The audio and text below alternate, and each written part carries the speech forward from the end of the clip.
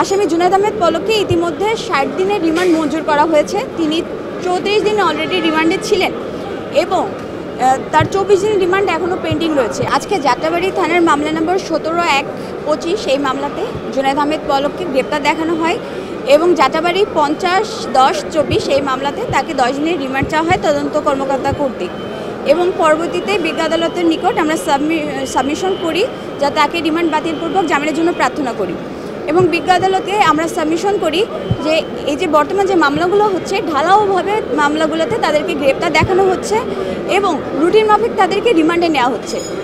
আসামি জুনায়েদ আহমেদ পলককে ইতিমধ্যে ৬০ দিনের রিমান্ড মঞ্জুর করা হয়েছে। তিনি ৩৪ দিন অলরেডি রিমান্ডে ছিলেন এবং তার ২৪ দিন রিমান্ড এখনও পেন্ডিং রয়েছে। আমরা বিজ্ঞ আদালতে বলেছি যে হাইকোর্টের নির্দেশনা আছে ১১ নং নির্দেশনা অনুযায়ী যদি তদন্তের সাথে প্রয়োজন হয়ে থাকে সেই ক্ষেত্রে জেল গেটে জিজ্ঞাসাবাদ করা যেতে পারে। আমরা সেই ক্ষেত্রে একটি কেস রেফারেন্স দিয়েছি ৫৫ TLR blast versus Bangladesh and others এবং আমরা বিজ্ঞ আদালতে বলেছি যে আমাদের আসামি তাকে যখন যাত্রাবাড়িতে রিমান্ডে নেওয়া হয়েছিল সেখানে তিনি শারীরিকভাবে অসুস্থ হয়ে পড়েন এবং তাকে মেডিকেলে ভর্তি করা লাগে। এই বিষয়টা বিবেচনায় নিয়ে তার শারীরিক অবস্থা বিবেচনায় নিয়ে যাতে রিমান্ড বাতিল করা হয় এবং তার জামিনের জন্য প্রার্থনা করি এবং আজকে অন্যান্য আরও ১২ জন আসামি আনা হয়েছিল এবং তাদেরকে বিভিন্ন মামলায় রিমান্ড চাওয়া হয় এবং বিজ্ঞ আদালত তাদেরকে বিভিন্ন মেয়াদে রিমান্ড মঞ্জুর করেন।